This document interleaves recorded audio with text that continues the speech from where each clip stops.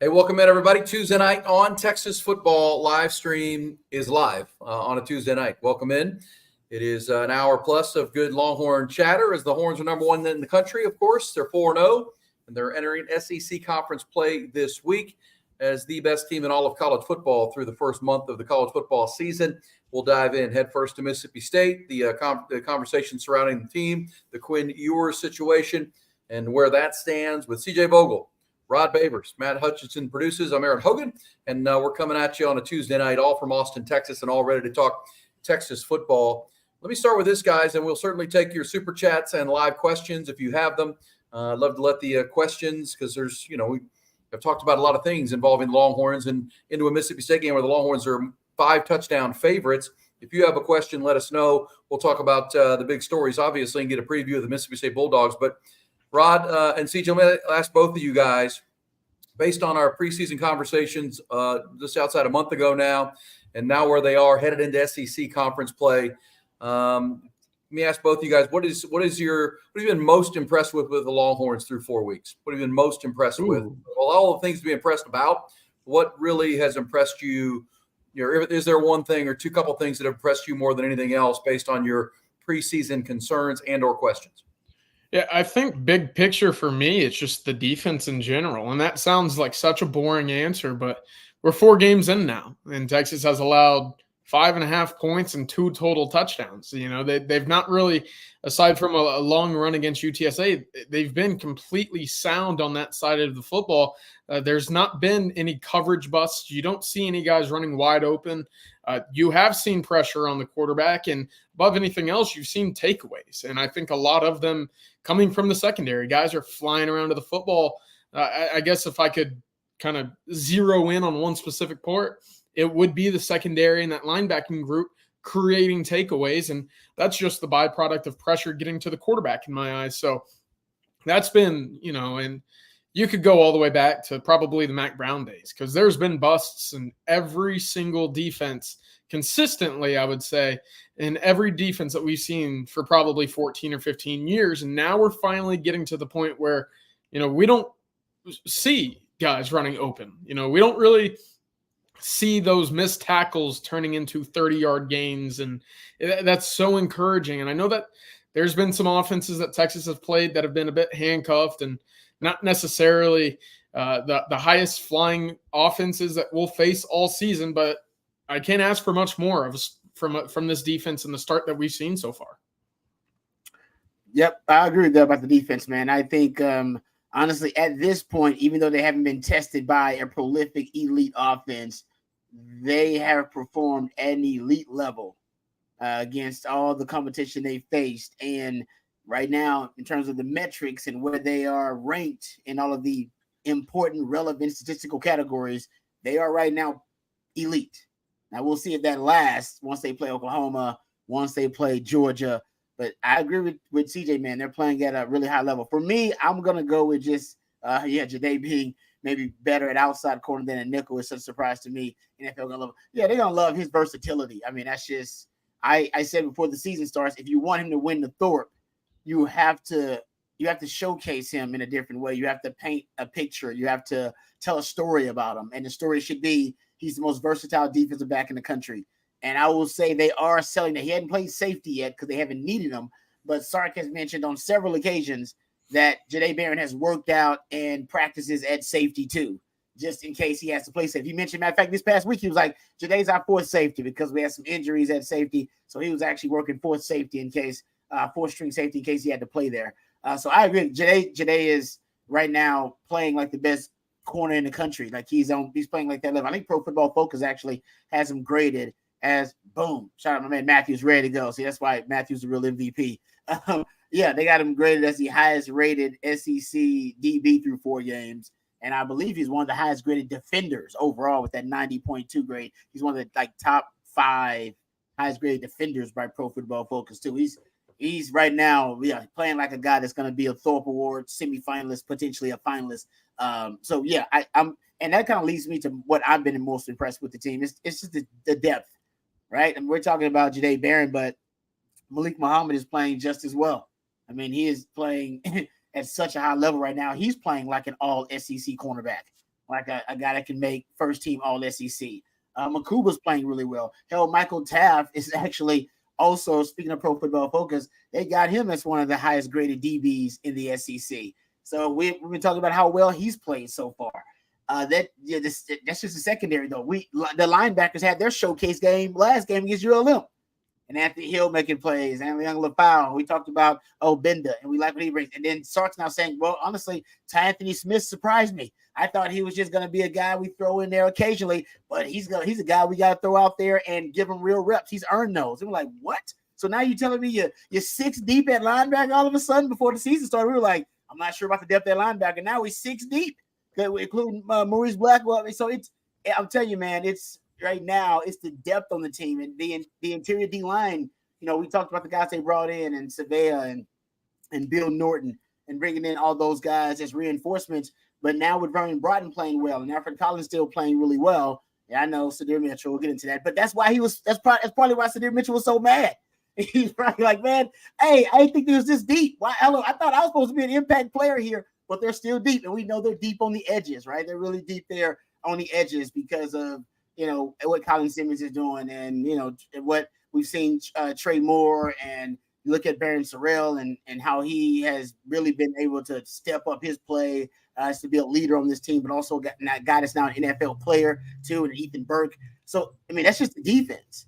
Wide receiver is loaded. O-line is loaded. Hell, the quarterback position is so damn loaded. You got a first-round pick in Quinn Ewers is out, and when he ends up getting injured, you're so deep at quarterback that the voters still vote you number 1 in the country, even though your starting quarterback goes down.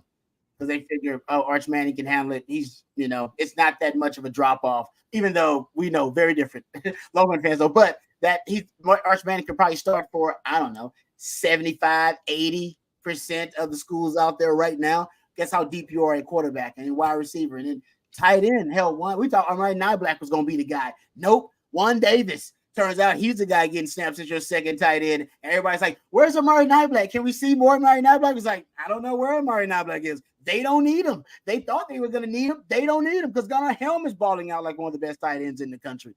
They're just deep everywhere. And even, running back is the one position that's just had so many losses. I guess you can't say it's deep right now. But the only reason that it's a competent and capable position right now is because it had depth at one time, a lot of it. And so to me, it's man, the depth is on display.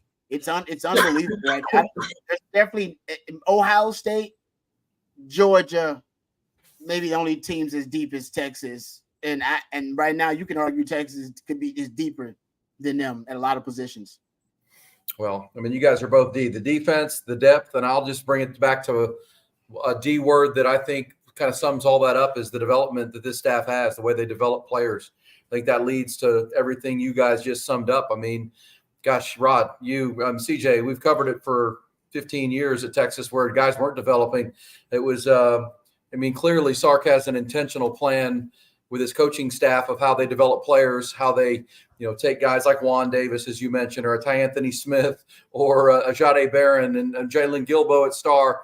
These, all these guys who, they want to come in and play, but you got to develop those guys. As I learned from you, Rod, so many times, hope's not a strategy, right? You got to have a strategy to help develop these guys and make sure they're getting better at the things you want. And I'm sure for Sark, we don't hear about it a lot, but, he coaches his coaches hard to make sure they're developing players because that's how you build this depth. Yes, the portal helps and you bring in good players. And yes, the recruiting is really, really good. But CJ, you've been around it long enough to know if you don't develop those guys and make them feel like they're getting better at their job and earning those opportunities, then, it's all for naught. But you're seeing all of it, right? And the development of these players, their improvement within their position group is noticeable when you watch them play. That's how in the fourth quarter, I saw your tweet that, they gave up 100 yards to the Warhawks of Louisiana Monroe in the first half and 10 in the second half with second and third team players. They're developing, getting better, and playing to a standard and that Sark has developed that makes sure that everybody's, not dropping the bar when they get on the football field. Yeah, I mean, we've heard that quote from Sarkisian and really the players on this team so often already this year, right? The standard is the standard. And what does that mean? Well, It's giving you 60 minutes of hell. It's making sure that you're playing through the whistle. It's making sure that each snap means something to you. And right now, that's exactly what we've been seeing from this Texas defense, especially late in games. And you could count, 2 late interceptions by really the third and the fourth string guys. You toss Wardell Mack in for 4 plays in the opener, and he comes away with maybe the play of the day in that end zone interception. And Javion Cole not biting on a flea flicker coming from across the field, and in just 7 snaps comes away with his own interception. So, that's one of those things where you hold guys to a certain standard, and it's been set not just in the spring or summer conditioning, but fall camp, and even dating back a little bit to last year's. We have a lot of talent. We have a lot of depth. Now it's time to go out there and prove it. You can't play down to your competition anymore. If you're going to compete for a national championship, and if you want to be a team that's not hunted or not necessarily picked on in the SEC, but hunted, you have to make sure that you come ready to play every single snap. And so far, again, Texas has done that defensively. And that, to me, has been the number one thing I've been most impressed with so far. Yeah, 5.5 points a game allowed through 4, even if you're not playing elite offenses, different styles of an offenses, an air raid, run-based offenses. They're stopping all of them right now. This says, guys, thank you, Derek, for the super chat. That's very much appreciated. You think PK doesn't get the recognition for being so versatile and flexible? He's had the extra coach come in every time, accepts the help, sets his ego aside. That is respectable. Thank you, Derek. Good point. Rod, I want your thoughts, because you're the one that's pointed out over and over that Sark built his offense first, and then PK kind of had to wait to build his defense in his image. And now you bring in a Johnny Nansen to coach linebackers. And obviously the Kenny Baker thing was really outside their control. They tried to keep Bo Davis, and Bo made a decision personally. But still, PK has finally kind of had to wait his turn, but build this defense in his name, image, and likeness, as you would say. But also Johnny Nansen coming in and adding a piece that I think helps a lot with what they're doing. What have you seen from PK? Yeah, no, I totally agree. And Derek, thank you for the super chat. And you're right. I mean, PK, I've been giving PK a lot of credit because of his just kind of unselfish nature. He's just truly a student of the game. I refer to those guys as football theorists like myself. You're a student of the game, constantly studying the game and willing to learn and evolve with it. And that's PK. Initially, we saw that with the Gary Patterson influence, right? Gary Patterson came in, kind of gave him the cliff notes of the Big 12 ecosystem and what to play. And that's when you saw Texas become a match quarters team, play a lot of match quarters as much as, any of the top teams in the country who played match quarters, which is basically cover 4 with match concepts, meaning it's a man zone concept. When Gary Patterson came in, that was one of Gary Patterson's staples, and he passed it on to PK. And PK at Texas played probably match quarters at a top 10 rate in the Power 5. And then this season with Johnny Nansen's influence, because Johnny Nansen was more of a single high guy. As a matter of fact, when Johnny Nansen was Arizona, they played single high as much, was just one deep safety, as much as any team in the country. That's your cover 1s, your cover 3s. And now in every game that I've tried, Texas has played more single high safety this season than they have played 2 high safeties. And I think that's because they're playing more zone, but also I think that's the Johnny Nansen influence as well. So you're right. I mean, that's PK just being, a guy that is willing to evolve, and the creative collaboration between PK and Johnny Nansen, I think, has allowed Texas defense to be extremely versatile. They've thrown out a lot of really cool, interesting, exotic looks, and they're matchup-based defense now, which means every week when they go into a game, they're trying to essentially be malleable enough, and they are versatile enough to take away the strength of the opposing team. And they can do that. We've seen them do that with Colorado State. We've seen them do it with Michigan. And I think throughout the season, if you get a team that has a highly established identity, the PK Nansen scheme is versatile enough to be able to force them to beat you left-handed. And I think that's ultimately the goal of the PK Nansen creative collaboration. But it's as multiple right now as probably any defense in the country in the packages they use. Hey, Rod, let me ask you, and I want to get CJ involved back, but Rod, when you talk about football theory, how do you think those conversations go when Johnny Nansen's explaining kind of his theory on what worked for him, and then PK bringing his influence, and you've seen coaches at the pro level, the college level, kind of work together to be collaborative and figure out what works best for the team? How do those conversations go about, this is, this is my style, but teach me about what you've done and show me how to do this. I think that's really interesting about how, coaches are not stubborn and stay in what they do and are willing to open their mind to some new ideas on both ways, Nansen and PK, and how we make this the best defense for Texas. Yeah, that's the only way as a coach, right? You're going to be able to continue to stay with the times and stay current. You really, that's what these coaching clinics and all that stuff are about. Coaches getting together, collaborating, and saying, "Hey, man, you got some better ideas on how to defend that RPO? Oh, okay, you do. Well, let me hear it." And then you just kind of get together and swap theories, and pretty soon you'll come up with, actually, you know what? We should try to combine a little bit of your theory, a little bit of my theory, and then we can come up with our own. And so I think ultimately as a coach that that fellowship is so important. And you'll see coaches have those all around. Coaches have those little relationships everywhere where they can have that kind of creative collaboration. If it's not on the staff, they'll have it with other coaches. And that's what I love about Sark. Sark's a football theorist. Sark studies the game. I see it all the time.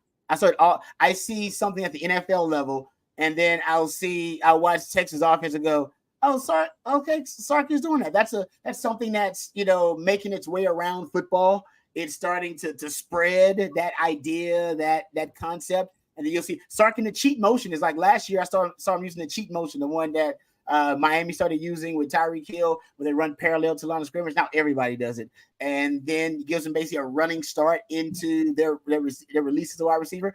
Texas started doing that within, I don't know, about 3 months of it becoming a thing.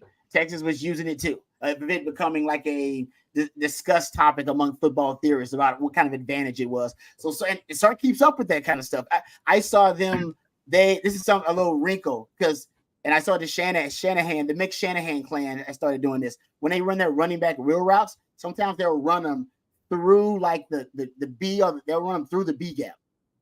Like he'll run like the running back will run the wheel route, but he'll run it through the B gap instead of running it outside the tackle or outside the tight end. I saw Sark do it in this past game. And it's been a big topic of conversation among the football theorists because the Shanahan clan started doing it, and Kyle Juszczyk got open on a wheel route down the field, and it was like, "Did you see him run it through the B gap? That's bad." And I saw Sark do it.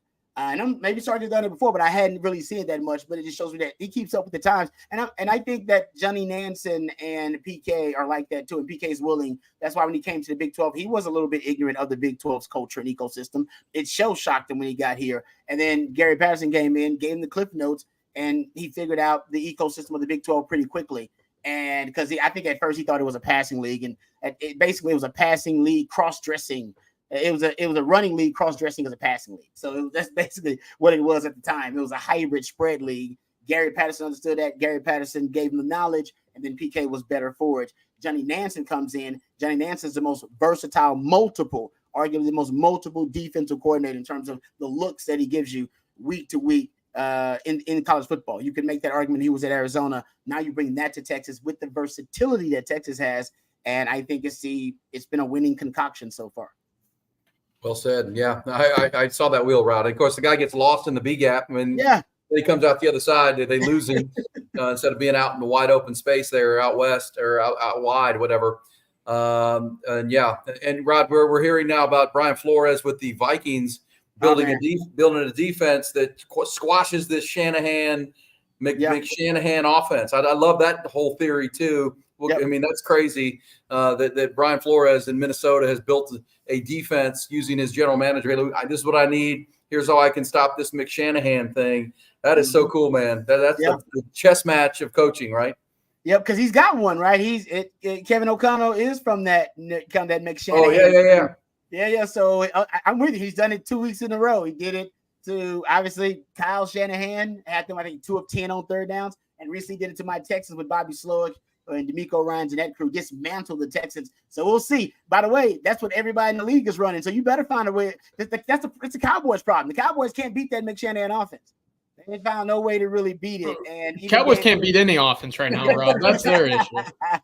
Well done. They don't do all those motion things too either, right? That's true. Yeah, they got the worst rush defense in the league, so it don't matter what Shanahan offense you're running, you can run on the Cowboys. That's true. Hey, I want to ask you guys another question, big picture, macro here in a second. Let me tell you about our good friend Mark Saunders. He is, when it comes to protecting all of your stuff, And we have a lot of stuff. We just get stuff, houses and cars and boats and RVs and the ATVs, for crying out loud, RVs for some of you folks out there. Is all that stuff protected? Do you have it all locked down so when you put your head on the pillow at night, you feel good about it? That's what Texas Allstate agent Mark Saunders is serving in Austin and Round Rock, in the area full through Texas.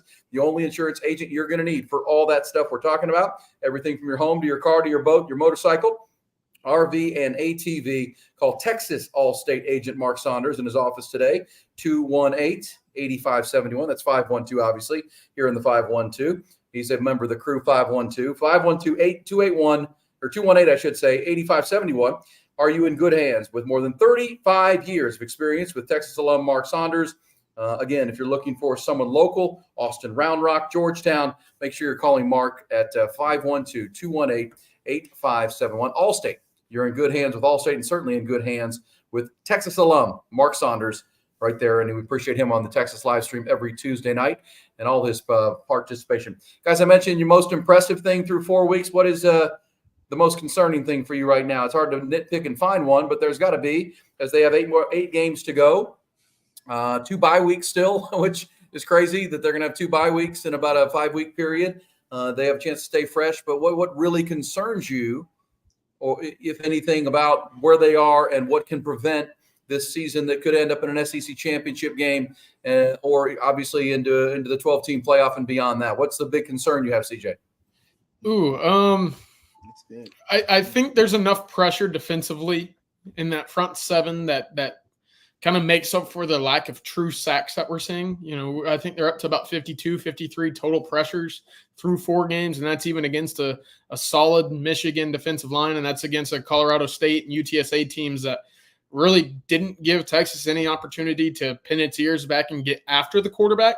So I'm not going to go there. What I will say is I think this offensive line's been really good in pass protection. I think they've given Quinn and Arch plenty of time to pass the football, and I believe they've only given up 1 sack. I actually put up the tweet earlier today. They have 12 total pressures allowed this season. That's the best in the SEC. Second place is Georgia, who's played 1 fewer game. So really good there. What I want to see more of, and what I don't think we've really seen a whole lot of, is the explosive run game. And that's kind of been maybe something that I thought would be pretty prevalent in this offense, right? You look at it and you return 4th out of 5. Yeah, I mean, I talked to Fozzie pregame before he got in the booth with Lowell Galindo and called a tremendous game. I went back and watched it again. Shout out to Fozzie and them. Yeah. But I was talking to him. I said, hey, you've gotten to cover a few games bouncing around on the road for ESPN. What is it about Texas that has kind of jumped out to you and you're, kind of watching and kind of understanding of what this Texas offense is? He goes, tell you what, man, I like their running backs. I like Jaden Blue. I like Jarrett Gibson. I like Trent Wisner. But I want to see them get loose. And I don't think that we've seen that a whole lot this year. And that's – I don't want to say it's concerning, but it's, maybe a bit worrisome, maybe. We haven't seen it. Yeah, the lack of an explosive run. And it feels like at every press conference, Sark mentions – when asked the same question I just asked you guys, Rod and CJ, he mentions, we need to block better on the perimeter. We need to block better on the outside and downfield. And that's where your explosive runs come from. Your line can do one thing and break the for early contain. But then if you're going to get big runs, you got to be blocking on the back end too, with your receivers. And Sark has mentioned that pretty consistently, Rod. Yeah, I mean, that's interesting. And I agree. And Sark was also concerned about the screen game hasn't really picked up for him, which is almost, to me, an extension of the running game to a certain extent. And they haven't gotten the screen game up and going. And I think there are probably multiple variables, right? Multiple factors that have affected that too. So, yeah, I mean, I agree with you about the explosive runs. And considering Jaden Blue is in the backfield, they did miss 1 game. That is something if you want to be nitpicky, which we are, because this team is really good, just looking for things that aren't of concern.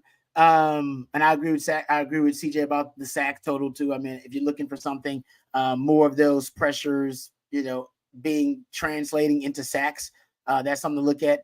If I'm looking at anything, man, that could derail this journey that Texas is on right now. For me, that's concerning to me. Man, maybe just I don't know, the injuries at running back. I just maybe just won't have the bodies to endure the season. I mean, that could be some because guys just keep getting nicked up at that position specifically. I think injuries are the only thing that key injuries is the only thing that could derail it for Texas. I think even if they don't get a lot of sacks, the defense is. I mean, it's an elite defense right now playing at that level. The pressure isn't translating to sacks, but it is translating into more takeaways. So that is not as concerning. And yeah, the run game, the explosive runs, you'd like to have them, but the truth is your explosivity comes through the pass game. You're a pass first team, whether Sark likes it or not. He knows it. He knows it. We know it. He even said at the press conference when they asked him, had there been any modifications basically to the offense with the injuries at running back? He said, no, not really, but then mentioned that we are throwing it more on early downs with Quinn, which you ain't got to tell me that because we already know that. You can observe that. Hell, before he went down the game, they were up to the close to 70% pass rates with Quinn. They threw the first 9 plays of the game and ran it on the 10th. So that makes perfect sense. So to me, I'm not concerned about the lack of explosive plays in the run games. I think you're going to get more than your fair share in the passing game. I think it's injuries, which is even more important about how you handle, the Quinn injury right now, because it's delicate, and if it's mishandled, potentially it could come back to bite you.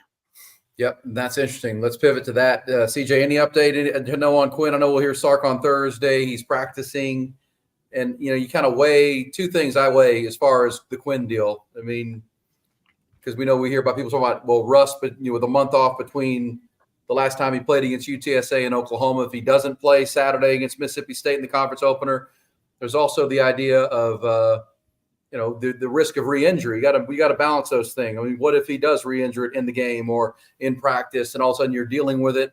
The other side of that, CJ, is that if Quinn is healthy and he gets cleared and he's good to go, to Rod's point about the running backs, you can take some pressure off the running backs a little bit in this game by using your passing game to dismantle Mississippi State, and not because you'd love to go into the Oklahoma game and then the Georgia game beyond it as healthy as possible with Jaden Blue, Trey Wisner, and Jared Gibson, and maybe using that pass ratio Rod mentioned to dismantle a bad Mississippi State team who's 112th in total defense in the country, allowing almost 6 yards per play. Let Quinn dissect that, and then you don't have to put the wear and tear on the running backs like we saw them have to do last week with Jaden Blue getting 25 carries and 7 targets and all that comes with that. I mean, there's a balance to both of those things, right? Yeah, one thing I thought that was really interesting that Sark brought up is, hey, we now have a history with Quinn when he's been injured. I trust him. I think he trusts our process in bringing him back to the field, and he knows when he's fully healthy to go again. And that's going to be very important. Of course, it's very fortunate for Texas that they have the bye week after this week to go into Oklahoma and Georgia back-to-back. And if the plan is to sit them, hey, you get 3 full weeks off to sit and fully recuperate your body if you're Quinn Ewers, and that's great. However, we also just saw Jaden Blue come back from a game in which he didn't play and received 26 touches. And there were 6 other pass attempts to Blue in which weren't completed. So you were looking at potentially a 30-touch day for the Texas running back coming back immediately from a game in which he didn't play due to injury and didn't really have anybody behind him aside from a nicked up Jared Gibson that was going to go either. So for Sarkisian, if he knows that someone's healthy, he can go, he will throw them in the game. And as we saw, utilize him tremendously. It's probably a little bit different when Quinn is your quarterback. A few things there. I think one, if he is healthy, if he can go, I would love to see Quinn on the field. I've said that since the jump. I'd like to see him just, I kind of likened it to maybe a starting pitcher going to AAA or AA and just getting a rehab assignment, right? You go out there, you throw 3 innings, you face, 10 batters, 12 batters, whatever it is, and you throw 40 pitches. That's it. And then your day's done. And you send it off to the bullpen, and, next week you're back up with the bigs. If that's the case that I'm trying to relate to Quinn, you go out there, you play 4 or 5 series, you get through a quarter, maybe you make it through a half, and then nothing strenuous, but you pass it off to Arch because, again, you are a 38-point favorite against Mississippi State. You have the luxury to go out there and play your quarterback 2 or your backup quarterback and still put up a lot of points. That's the benefit of recruiting very well. But I'd love to see Quinn just kind of dip his toes back into the water and get into some rhythm ahead of Oklahoma. Oklahoma, offensively, not a good football team. Oklahoma, defensively, I think will be one of the best defenses Texas will play the entire year. I think that they're very opportunistic defensively. They lead the country in takeaways, and they know how to disrupt a rhythm. Go back and watch some of that Tennessee game. What was it? I believe there was 3-4 field goals. They did not allow Tennessee to truly kind of cash in on some of those big opportunities that they had. So if that's the case, I'd like to see at least a couple series if Quinn's able to go.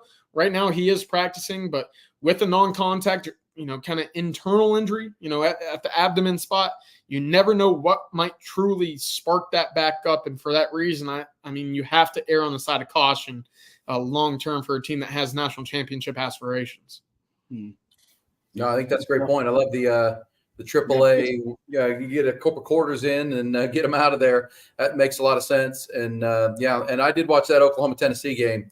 They're awful. I mean, they're wretched offensively. They don't do much well at all. But their defense is really salty. But they did lose a couple guys to injury in that game. They had a couple guys carted off. I mean, that was a physical football game. And that's another point, Rod, that Texas is having this kind of easy stretch here with a bye week coming.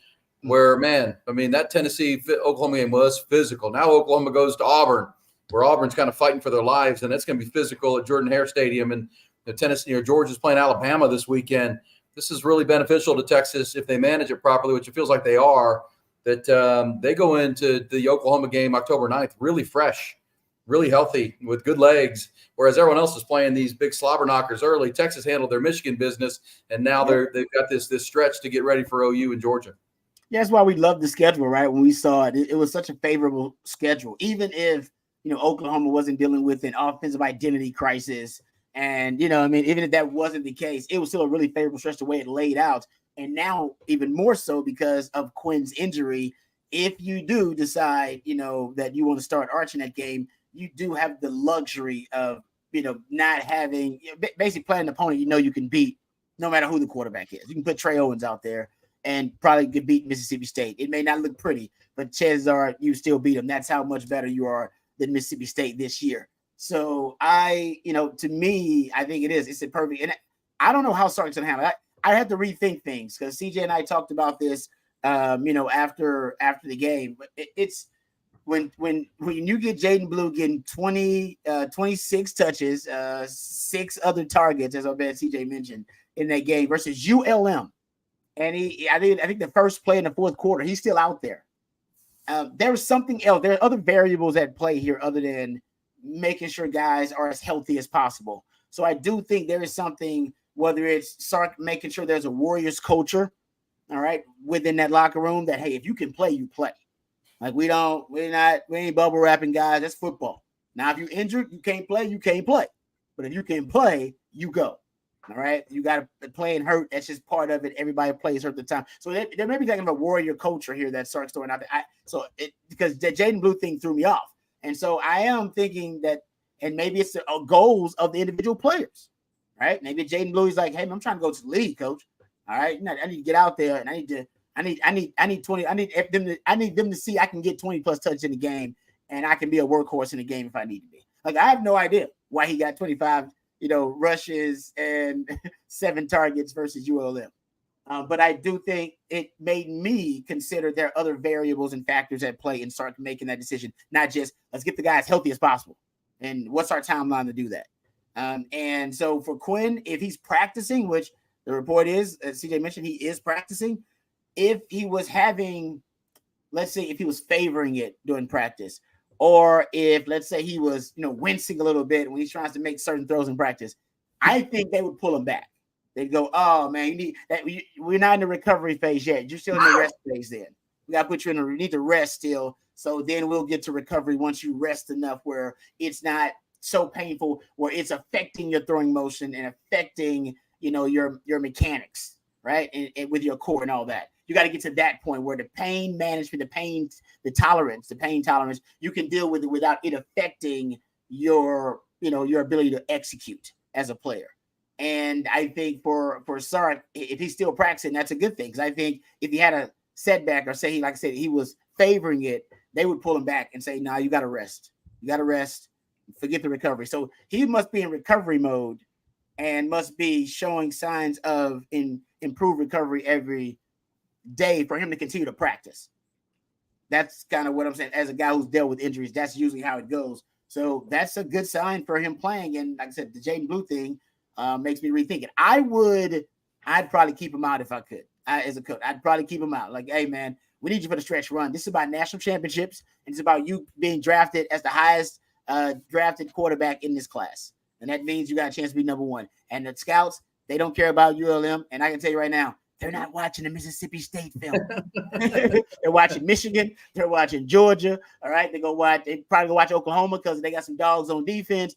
Those are the games they watch. Man, they're probably going to waste their time with that Mississippi State game. They might. You may get a really diligent scout. But for the most part, you want to watch the big games against elite NFL caliber competition. And Quinn, the reason that he leapfrogged Shadur Sanders in the draft stock rankings, and at least the odds to be drafted number one, was because of that Michigan game. He showed out in the big game. All right, you're better than Shadur. Let's go. And if he shows out in the Georgia game, they're going to leapfrog him over Carson Beck. Ain't got anything to do with how many games he played. Now, if you want the Heisman, different discussion. All right, I'll admit that. But I think the goal should be championship, highest draft status you can get.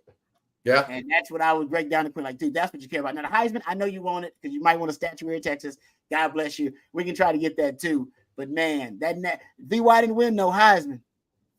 Got that natty, though.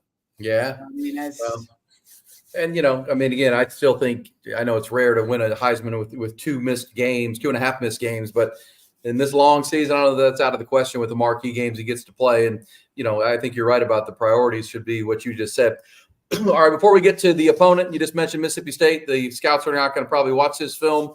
We'll hear from their head coach here coming up. But, Rod, tell them about Duck Camp. You're wearing the hat, and Duck Camp is a really cool gear, man. It's hunting season, fishing, hunting. Dove season's back. You got deer season around the corner. Tell them about the Duck Camp gear. Yes, sir. We are grateful to have our friends at Duck Camp, a part of the On Texas football team. Duck Camp produces premium outdoor goods for the outdoor spirit in all of us. Duck Camp is dedicated to providing the best outdoor goods so you can outdoor good, whether you're an avid hunter or you prefer fishing or you like me and you like to hang out around the campfire and you prefer the camaraderie of the campsite. Duck Camp is a brand that understands the culture of outdoor living and the good times and the good friends that come along with living an outdoor lifestyle. Go check out their new fall selection right now over at duckcamp.com. They got stuff for everybody. Like I said, for the avid hunters out there, they got the real deal hunting gear. They also, for people like me who just like the fashionable stuff, I like to fake it till I make it. Duck Camp's got really cool stuff. I actually ordered some items from their fall selection that'll be coming here shortly, and I'll be showing those off here at On Texas Football. Duckcamp.com. That's duckcamp.com. All right, let's hear Jeff Lebby here, guys, and we'll get into some Mississippi State discussion. Jeff Lebby, he had a press conference this week too and was asked about what they've seen on film from the Texas Longhorns and what they're dealing with. Here's Jeff Lebby, first-year head coach at Starkville. Yeah, they've been incredibly dominant in all three phases. Defensively, they're as good as there is in America, giving up 5 points a game. Offensively, they've got this incredible amount of skill. They're playing really good up front. Regardless of who the QB is going to be, both those guys have the ability to run the offense the way Sark wants them to, and then they're very, very aggressive from a team standpoint. So, again, it's a football team that's playing as good as anybody in the country. It's like we talked about as a group today. What an unbelievable opportunity for us to see how we're going to respond. And our guys, they did. They had energy on the practice field today, frustrated, disappointed, without a doubt. But our energy, our toughness, our effort, our focus is about us. And so we're going to continue to focus on those things and get ready to roll. Yeah. All right, so there you go.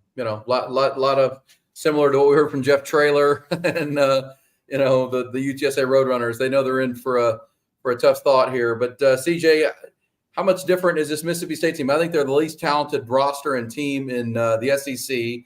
Their record and their statistics would indicate that. I mean, I think even Vanderbilt is more talented than they are. I mean, they missed a recruiting cycle after the tragic death of Mike Leach and kind of stuck around with Coach Arnett, and then they're bringing in Jeff Lebby. They're kind of between coaches still in my mind, and that affects your talent acquisition, and you're installing new offenses and defenses on both sides. They're just not very talented. They're 1-3. They're 112th in total defense. Now Blake Shapen, their quarterback, is hurt. How much difference do you see between them and the previous couple of opponents the Longhorns have played? Ooh, that was a pretty bleak outlook on Mississippi State there, Aaron, but I can't Sorry, disagree. sorry. I mean, they're a bad football team, and there's been some unfortunate circumstances that have kind of contributed to this roster being turned over as much as it has. They only had 2 returning starters from 2023, and they don't have much hope. I'll say that, right? You go down, you lose Blake Shapen, a veteran quarterback who's been around the block, and they found some rhythm against Florida in the middle of that game. I think they ended up putting 24, 20, 28 points, whatever it might have been, up on the Gators. Again, their defense is very, very bad. I believe they're 123rd or 128th in the country in points per drive given up defensively. And we can get into that a bit later, but that's as bad as it gets in Division I Power 4 football. The issue now, you lose your veteran quarterback who's played at Texas, who's gone on the road to see the DKR. That means a lot because now you're starting a freshman, Michael Van Buren, or you're starting Chris Parsons, who really hasn't shown a whole lot in his college career either. So you're kind of up against the wall if you're Mississippi State. And if you're Jeff Lebby, hey, help might come next year when you might get the 5-star quarterback out of Norman, Oklahoma. Will probably be looking for a new home, but that's not going to help you this year against Texas. And you see the numbers here. Thank you, Matthew, for pulling them up. Wow. The only statistic here that's inside the top 100 in the entire country is opposing red zone scoring. Well, guess what? Texas is the best red zone scoring team in all of the country, right? They're 21 of 23 on opportunities to score touchdowns. Only one opportunity this year has not resulted in points, and I believe that's because they kneeled it out. So Texas has been tremendous in that area this year. There's not much really Mississippi State can hang their hat on in this game coming in. And again, you let a Florida team hang 40 on you, in which they've been as beat up and kind of down in the dumps as anybody this year. And that looked like a team that could compete for a SEC championship the way that they looked on Saturday last week on the road scoring 40. So Mississippi State doesn't have a lot of hope. What they do have still is SEC talent at certain positions, right? They still have a couple wide receivers that can get you if you fall asleep. They still have a linebacker and some defensive backs that can play at the SEC level. And that's going to be the difference between what we've seen with Colorado State and UTSA so far at DKR. So while I do think it's going to be a pretty sizable blowout win for Texas, regardless of Quinn Ewers or Arch Manning playing, they do have guys that can sneak up and surprise you at times. That's going to be something that, again, we've talked about the sound defense for Texas. You better be sound against the SEC, and this is a good test. Again, I talk about getting your feet wet. This isn't going to be, one of the better teams Texas plays all year, but it is an SEC team in which you have to come in ready to play right away. Oof, good stuff. Yeah, well, I mean, what's the challenge for Sark, Rod? Because I think that they'll watch the film, the players will, but it does feel like Texas is through where we have to worry about them playing down to an opponent. It feels like they're playing to their own standard. They're playing to a bar. They have the expectation of one another. And but you still, and Sark was really pretty clear on Monday that, this is our SEC opener. We've been planning on this for 3 years now. We will not take this lightly. This is, we're the thermostat in this conversation. That's a good thing, and it does feel like if they get out there, it can be similar. They've covered the spread, the Vegas spread, where that matters. The first 4 weeks, they're one of the 4-0 teams or undefeated teams against the number. It does, and that's because they play to a standard, and they're not letting people breathe really into the fourth quarter. Saw Quinn Ewers on Saturday, getting the team fired up for the fourth quarter. Well, already up 37-3, to keep this thing foot on the gas. That's exciting for Longhorn fans who have watched their program and their team play down to opponents all too often. Yeah, no, I mean, the standard is the standard. And this team is earning trust right now. You got to continue to do it versus better and better competition. But I think they're earning the trust of Longhorn fans. And that trust is earned by them going out there playing to a certain standard, watching them continue to execute at a high level, even when the second string guys get in there, or the backups get in there, or the third string guys. That's why they're scoring 50-something points. You don't score that many points, if just your starters and frontline guys are executing at a high level. Because when they take those guys out, then you get the lapses. Then you don't allow just 22 points in the first 4 games if only your starters are good and then your backups are subpar.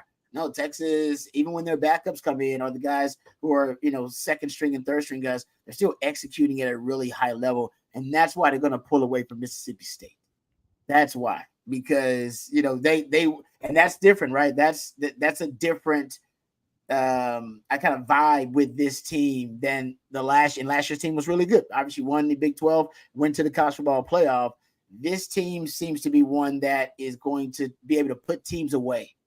Last year, you won close games. You developed the clutch gene last year. That's what you did. That's what Sark's version of Texas football last year. They grew a clutch gene, right? And they were able to pull out those games against U of H and against TCU and against K-State, where they, probably a year before that, they were losing those types of games. And now they got the clutch gene, but I don't know if they're going to need it except for in big games against Georgia, SEC title game. What they're developing this year is the ability to finish opponents, foot on the throat, nail in the coffin, Mortal Kombat, finish him. That's what they're doing now. Like I remember CJ got the reference. See, ain't that old school? Yeah, they got the finish. They developed finally a finishing move. Right? They always in wrestling, they got a finishing move, right? And everybody knows it's coming. It's like, oh man, it's a finishing move. Once Texas do that, it's over. It's done. They seem like they got their finishing move. They know how to finish an opponent. When Texas gets up in these games after that Sark run that I always talk about, right? That quintessential Sark run, it always happens. Sweep the leg. There you go. Right? That Texas has now figured out foot on the throat, sweep the leg, whatever finishing move you want to think of, they got it. Sweet chin music, baby. Yep, done deal. Yeah, the knockout blow, the DDT. Yeah. Give me the DDT, the DDT, leg lock. Jake the Snake, baby. Yeah, I like that. Yeah, suplex. Come on. Yeah. Hey, we'll get some super chats here in a minute. We appreciate the super chats. Hey, Rod, give me some thoughts on Hargrove Roofing, another one of our great partners on Tuesday nights and here on the On Texas Football channel. And thanks again to over 60,000 subscribers. And thanks to Hargrove Roofing, my friend. No doubt about it. Really thankful for Hargrove Roofing. First of all, they sponsor our segment on the Winning Drive. We bring on lifetime Longhorn Stevie Lee, so we appreciate that. And part of that relationship is because they are the most pro burnt orange roofing company out there, folks. They got collaborations with lifetime Longhorn Bert Auburn as well.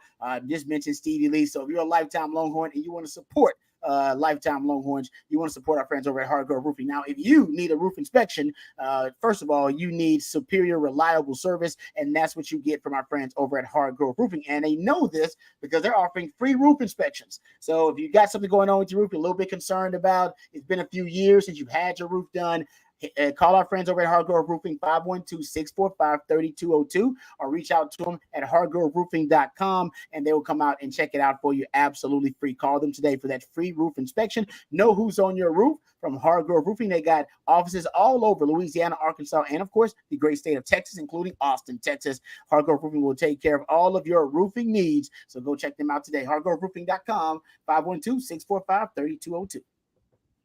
Thank you, Rod. Okay, let's get some super chats up in here with Matthew. Matthew, fire them up as we go, and we appreciate those so much. Why is Jackson Arnold not working at OU? That's from Jay the Activist, and thanks for that. Well, and I know, CJ, you and I talked about it. SEC Media Days, Rod's talked about it all offseason. Their offensive line is dreadful. I mean, it really is bad. They don't really have a running back that, Gavin Sawchuk's probably their best back, Javonte Barnes. So I don't want to, obviously Jackson Arnold's had a struggle, but he's a redshirt freshman.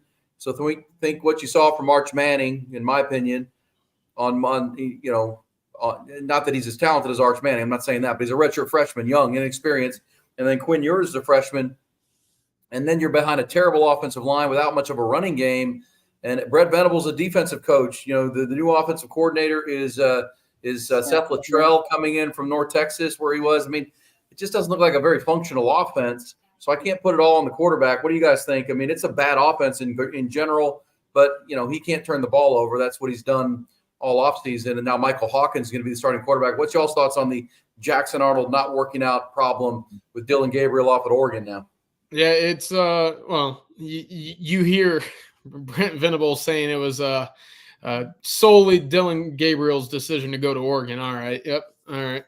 But about Jackson Arnold, listen, he has talent. He's a talented kid, right? He was a 5-star. I'm not sure if I agree with that coming out of high school. He is turnover prone, and he wasn't necessarily given a whole lot of experience in high school of reading defenses. I think a lot of what he was able to do in high school was a predetermined, I know what I can do on one half of the field, and that's where I'm going to look. And if it's not there, then I can take off, and I'm going to out-athlete a lot of people. College level, it's not necessarily that easy. And I think we saw that in the bowl game a year ago against a really good Arizona defense, right? Johnny Nansen had him clamped up for that entire day. 5 total turnovers, a lot of interceptions. The windows are shorter. The decision-making is a lot more difficult. And when you don't have that experience at the high school level, it's very hard to pick up on the fly when you play a talented Arizona defense. And that's where he fell into issues. And clearly, you might have thought that playing against that Oklahoma defense in spring bowl every day and, the spring and fall camp would have maybe expedited that process a little bit easier, but you still saw the same issues, right? The reads weren't there. The offensive line did not help him out. You don't have a running game, and those receivers that you thought were going to help kind of bridge the gap from quarterback to production, they've been injured, right? Angelo Anthony hasn't seen the field all that much. Nick Anderson dinged up again. His status now in question for Texas 2 weeks from now. Jalil Farouk out for the year. All of these guys are big-time wide receivers, and so that's certainly unfortunate for him in that regard, but he's not helped himself either. And you saw the turnovers against Tennessee, and you're sitting there thinking, how in the world do you make a play like that? How do you throw the ball backward on an RPO when you had a lane for the running back?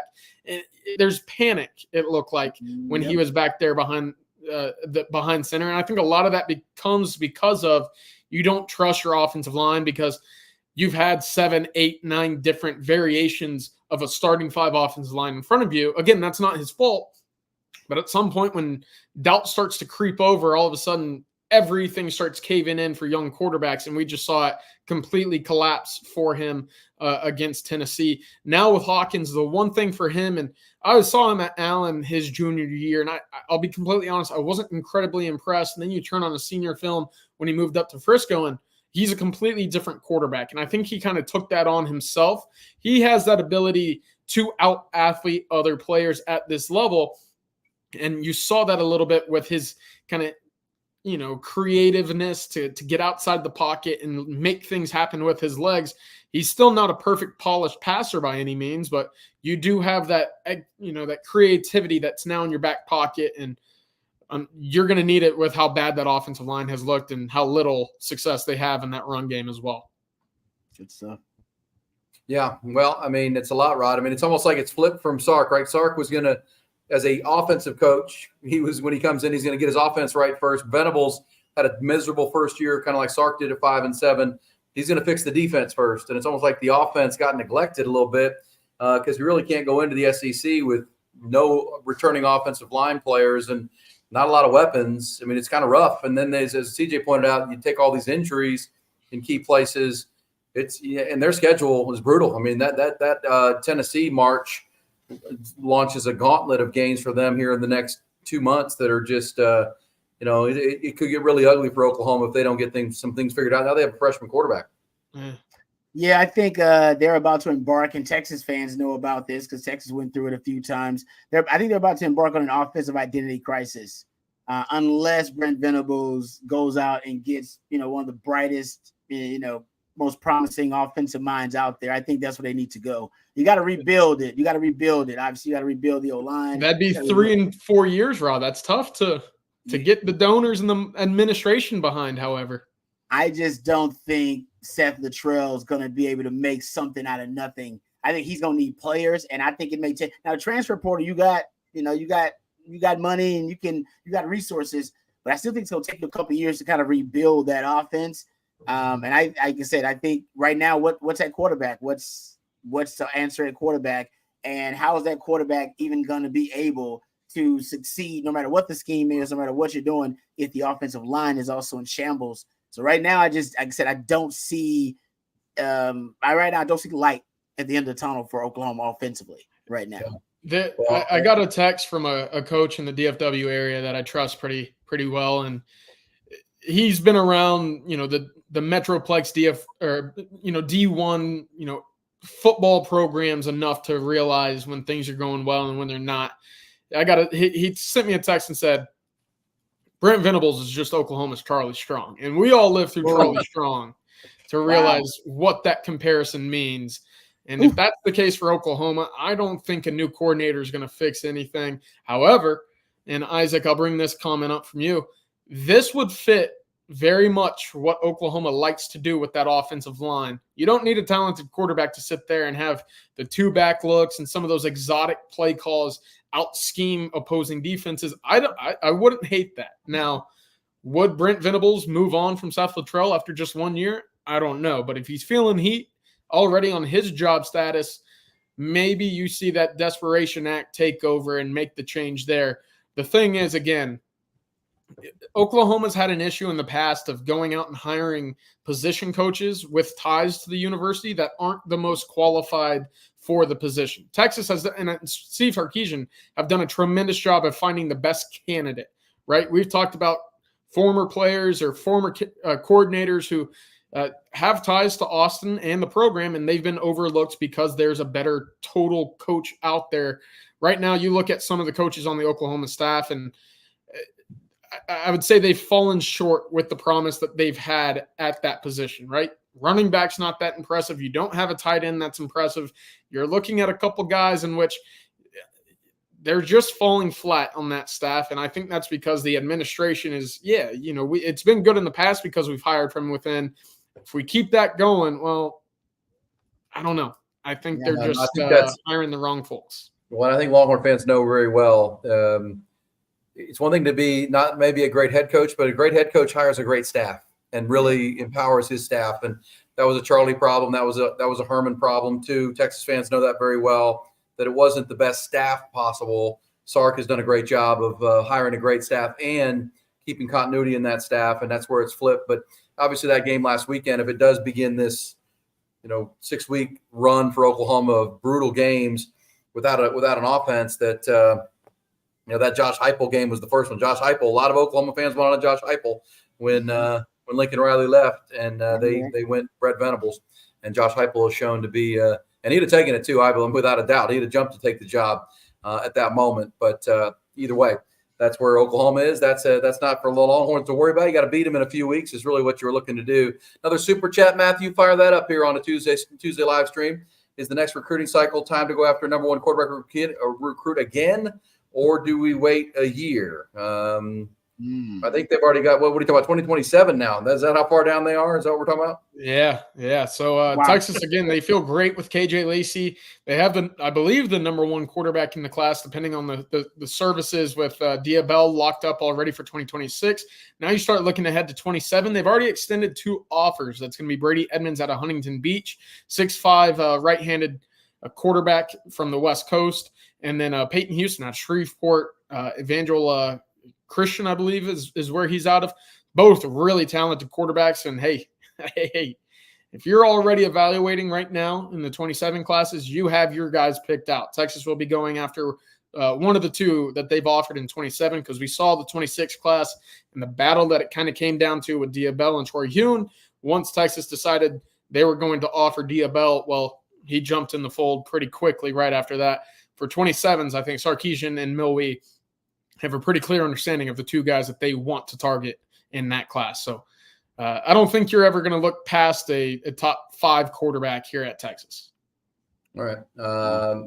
One more chat here in a minute. Let me tell you about the Autograph, the Autograph app. I'm sorry about that. But the segment, as we wrap things up here, we're pretty close to an hour in to our conversation. The Autograph app is, there's an app for that. There's an app for everything. But if you're a Longhorn fan, which you all are out there, feed your fandom with the Autograph app. Just download it to your smartphone. Use the On Texas referral code. And again, it cuts through the clutter. Being a fan is a full-time job. You're trying to cut through websites and apps. And how do I just find the stuff I really care about? And that'd be Longhorn stuff. The Autograph app does the heavy lifting from tickets that you're buying for the big matchups to the breaking news you're looking for, the content. They've curated all the content for all things Texas. All the podcasts, articles, game predictions you could ever want, including the On Texas Football shows here on this wonderful platform and the YouTube channel. The replay feature lets you get the day's news without the noise and you don't want, right? All the clutter, it cuts it through. really is the great way to go. You to start your day and throughout the day. It's the On Texas code when you go to download the free app. There's the app there on Google Play and the App Store. That's the Autograph app. Feed your fandom. Referral code On Texas. That's On Texas. Make sure that is a must-have for all of the subscribers out there and the viewers to the On Texas Football channel and all the shows. And there we go. Let's get that super chat now, Matthew. I'm sorry for that, but how's that baby doing? I saw her recently at the dinner. How's she doing? She doing great? She's doing good. She's baby girl's doing good. She's almost tomorrow she'll be 1 year old. Actually, tomorrow. I thought her birthday was coming up, man. I knew it was right around the corner. Happy birthday to baby girl, man. That's awesome. Thank you for that, brother. Thank you, UT boy. I appreciate that, man. You know it goes a long way. There you go, Wayne. Thank you. You three guys together. Thank you, Wayne. Appreciate that. Pretty special. Thank you, Wayne.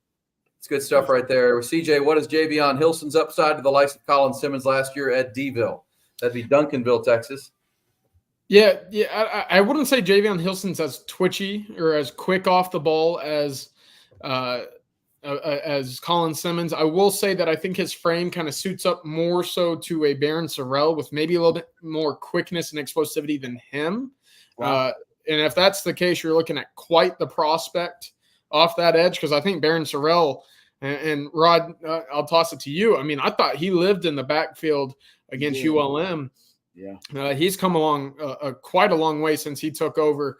But Javion Hilson, he's a top 5 edge rusher in the country, and if that's the case, if he ends up in the Texas class, Texas might end up with 3 of the top 10 when you look at Lance Jackson and Smith Orogbo. So that's a pretty good haul, I would say. Justin, thoughts on Kevin Ford? I want to see more. He's the 26th defensive line or edge rusher out of Duncanville, so they just breed edge rushers up there. I want to see more from Kevin Ford. I want to see him take over games the way that we saw from Colin Simmons last year and Amari Abor even before him. So I want to see more. He's twitchy. He's athletic. I want to see more from a football player's perspective rather than a guy that looks good in testing results. Okay. Nice. All right. Well, I got a text from somebody watching. Happy birthday, Baby B. Thank you, Lisa. That's wonderfully nice. Happy birthday, Baby Babers. Thank you. Thank you, guys. Very kind of you. Thank you. Yeah, I remember last year you were going to miss the OU game, but you didn't because she got here on time. Happy birthday to our future DB coach. Yeah, Baby B. Hey, CJ, I got a text from just somebody offline who was watching that asked about the recruiting impact of benching Jackson Arnold so quickly. For Oklahoma, whoever they hire. I mean, you cover that. That's your field. That's a problem. I mean, if we're watching with Bryce Young in the NFL with Carolina Panthers, I mean, you got to give a young quarterback a chance. I know. I mean, we watched Sark work through it with Quinn. I mean, it probably wasn't as bad as what we see with Jackson Arnold, but, that's another defensive coach decision who sees a tough schedule coming. I know Brett Venables has to do what's best for his team right now, but that will impact recruiting, and that word will spread among 5-star quarterbacks, right? Yeah. And, if you're Oklahoma, you'd like to at least be in the conversation for a 5-star quarterback, which I don't think you are at the moment, at least not with what you have committed or at least pursuing at the moment, which has been a change after what we saw with Lincoln Riley snagging the number 1 quarterback in the country every year, basically. So, I mean, it certainly could. Right now, I think you're more so looking at offensive linemen and wide receiver saying, I can get on the field pretty early here, right? There's a big offensive lineman from Louisville that picked Oklahoma over Texas that's seeing a much quicker path to the field in Norman than in Austin. And I think that's kind of where the recruiting pitch is going to pivot in Oklahoma is, hey, we struggled this year, but that means you can get on the field very quickly. So come join us is basically what I imagine it turns into. Yeah, and Michael Hawkins showed some playmaking ability. I know Jerry's talked about Hawkins and what he can be. We'll see. We'll see where that goes. All right, guys, good stuff. Enjoy the birthday tomorrow, Rod. That's awesome. That's heartwarming, and blow out some candles and match the cake and all that kind of stuff. You know what I mean? Yes, sir. That'll be fun. CJ, awesome. Thank you, Matthew. Thank you all the super chats, and thank you all the partners tonight, Mark Saunders and Duck Camp and Hargrove Roofing, Autograph app. So thank you so much. It's so much fun to do every Tuesday night with you guys. And we'll do it again next Tuesday. It'll be the bye week, so we'll have some thoughts coming out, and I started looking towards OU. But thanks, y'all. Have a great one. Appreciate it. Welcome.